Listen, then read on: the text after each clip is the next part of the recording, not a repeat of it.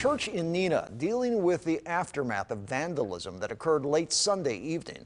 Local 5's Paul Evenson has more on this story. For Whiting Community Baptist Church pastor Jim Garnett, this is something he's never had to deal with in over 2 decades of being a pastor.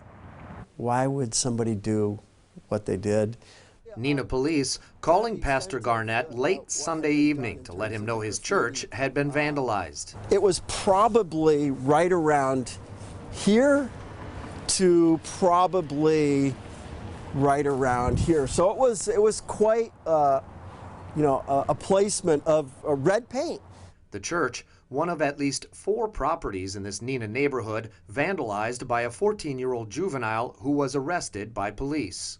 Looking at some of the messages that were, that were spray painted, realizing that, this is obviously somebody who is troubled, dealing with some issues, and the officer was able to give me a little bit of information about their background, and some of the messages began to make sense. Pastor Garnett says he's been encouraged to see how his congregation has come together in the aftermath of the event, and as the church now looks to make repairs, the person responsible is in their thoughts and prayers.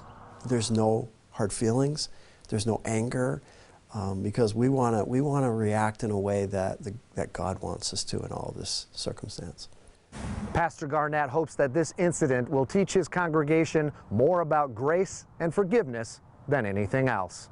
Reporting in Neenah, Paul Evenson, Local 5 News. According to the complaint, the juvenile in this case is being charged with 5 counts of graffiti and 1 count of criminal damage to religious property.